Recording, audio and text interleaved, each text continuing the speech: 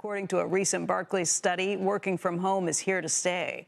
That study says that the pandemic, in our view, has pushed through a desired increase in workforce and employer flexibility that was already slowly developing pre-COVID.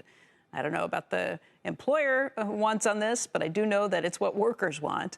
Joining us right now is LaSalle Network's founder and CEO, Tom Gimbel, and Tsedal Neely, who's Harvard Business School professor of business administration. She's also the author of Remote Work Revolution, Succeeding from Anywhere. Tsedal, let's talk about this. This must have been music to your ears. It's music to my ears only because it's consistent with all the data that have been coming out over the last year and a half. And that, in fact, what COVID did, March 2020, is accelerated the virtualization of work, which is what this study from Berkeley's is showing. And so all the numbers along the lines of over 58% of employees needing and wanting flexibility is consistent with what employees have been saying across sectors, across industries. And it's also consistent with what we know of when you give people flexibility with work and non-work. Tom, I think that Barclays was looking at this, and it seemed to me that they were suggesting that this is something that workers and employers have wanted.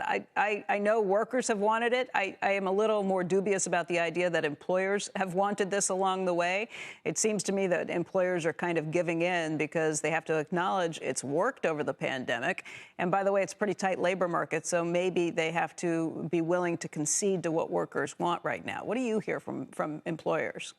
That's exactly right, Becky. The latter point is the most important. Unemployment is at record lows. And we are in a supply and demand, not only with the products we want to purchase that we can't get, but we're in a supply and demand situation with people. And as long as we are in extremely low, record low unemployment for white collar workers, we're going to be in a situation where there's going to be more of a hybrid workforce. You know, one thing we know for certain that history's taught us is that nothing lasts forever. And so we will see where things sit a year, 2 years, 3 years down the road with a hybrid or a remote work situation. Now, what employers will agree with employees on is that for really specialized people, for really unique talents, of course they'll hire people who work anywhere. Technology has allowed that. What's happening now because of low unemployment is that the average worker is being allowed that remote capabilities. And in a different employment market, that wouldn't happen. So, Tom, you think that this is going to get unwound? Well, I think, you know, as I've said before on the show, I believe that Remotework Friday is the new casual Friday, and it'll be that way for the foreseeable future. And what I see is a hybrid of at least Tuesday, Wednesday, Thursdays of companies wanting to bring people back in the office. I talk to CEOs, VPs of HR, department leaders every single day about what they want. And the continuity of the team is most important. We're seeing higher turnover rates and higher quit rates, not because companies can pay more and that people will do it, but because people are easier to poach when there's no cultural, collaborative, in the office community anymore. And employers and CEOs and HR leaders realize this.